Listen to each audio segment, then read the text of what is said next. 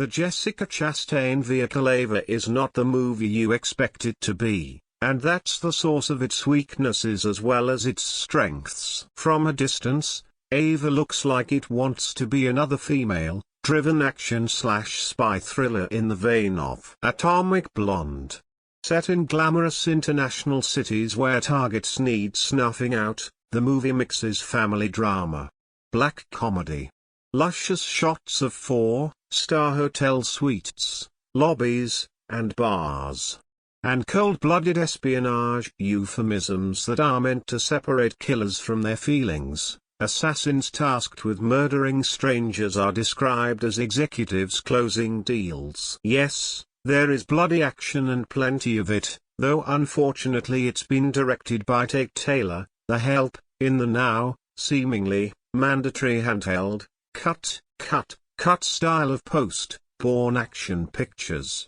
The only satisfying sequence is a close-quarters fight near the end that goes on and on until it becomes horrific, then exhausting, then funny. "I'm a bit rusty," one combatant admits, blood streaming from his face.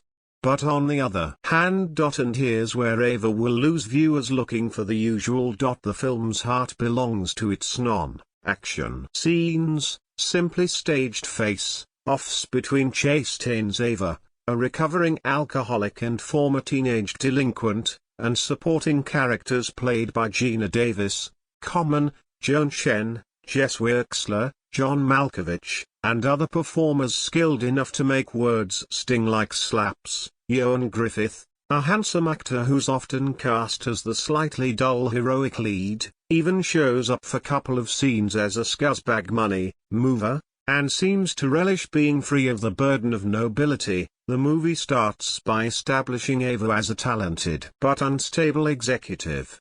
She's adored by her grizzled mentor Duke, John Malkovich, a self-described father figure who replaced the bad biological dad who died when Ava was still a drunk.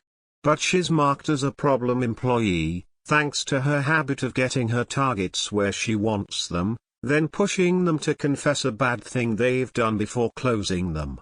It's evidence of a latent moral streak that's bubbling up in Ava after years of being tactically suppressed. And it's bad for business. Another of Duke's trainees, Simon, Colin Farrell, playing a murderous family man with a porn star moustache and side-walled pompadour, is a rising star who's being groomed as Duke's replacement. He warns Duke that Ava has screwed up too often and is on deck to get closed by another executive. Duke can't cover for Ava forever. Her bill will come due. Can Duke save her?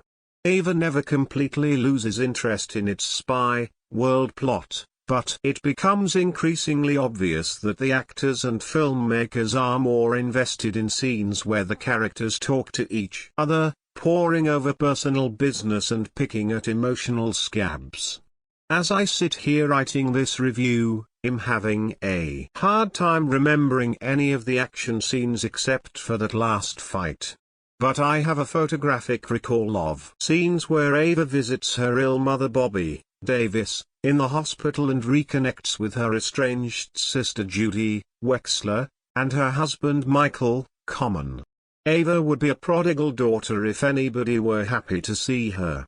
She's been AWOL from her family's life due to substance abuse treatment and a packed international travel schedule. She tells her relatives that she works for the UN. There's plainly some kind of secret, mortifying connection between Ava and Michael. You can tell by how they look at each other. That'll be revealed in due time. Ava and Bobby can barely open their mouths without hurting each other. Matthew Newton's script has a keen ear for little throwaway lines that reveal dysfunction. As when Ava stands on a chair to fix a TV in Bobby's hospital room, and instead of "thank you," Bobby says "guess there was nothing wrong with it." The strongest scene in the film is a game of hearts between Ava and her mother, played at a small table against a window. Ava's presence in the movie at first seems like a clever bit of meta-minded stunt casting. 26 years earlier, she starred in The Long Kiss Goodnight, and ahead of its time Crash, and post-Bourne action flick about a female assassin named Charlie Baltimore. Chastain's wig in the first scene seems deliberately Charlie-esque. But it soon becomes clear that Davis is in the cast because she's a great actress and movie star. Bobby dances around catharsis, refusing to give Ava the vulnerability she craves, then reversing herself, the floodgates opening.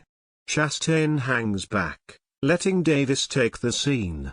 What else can you do when your acting partner is doing some of the best work of her life? The actresses are so real here, and in all of the other Ava, Bobby scenes, that you momentarily forget that this is the kind of film where people kill each other barehanded.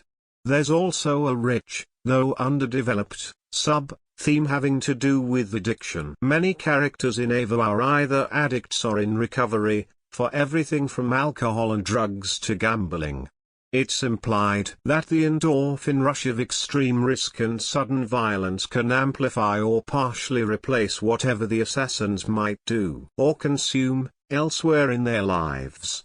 Conversations between Duke and Simon make it clear that so-called black ops organizations hire addicted or addictive people because, having experienced chaos, or still being in the middle of it, they crave direction, attention, and approval.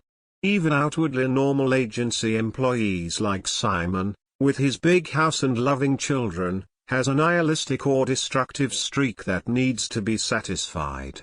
And most of the ground-level killers like Ava and Joan Chen's Tony are fringe dwellers, existing in the margins of respectable society or beneath their radar, far beneath, in Tonna's case. She manages a secret nightclub and sex club with a hidden entrance disguised as a portable toilet. Ava was marketed, half-acidly and without press screenings, as a hard-edged thriller with tons of gunplay and hand-to-hand combat, reminiscent of the intermittently excellent action pictures that Charlize Theron began to star in after turning 40. Whatever her motivation for saying yes to Ava, Chastain, who also co-produced, deserves credit for backing a project that does its own thing, seemingly without regard for what the audience wants, and that ends with a scene that'll prompt "what the hell was that?" reactions. If the action and espionage elements were executed at the same level as the dramatic and comedic exchanges and the observations about the types of people drawn to this life, Ava might have been a cult classic.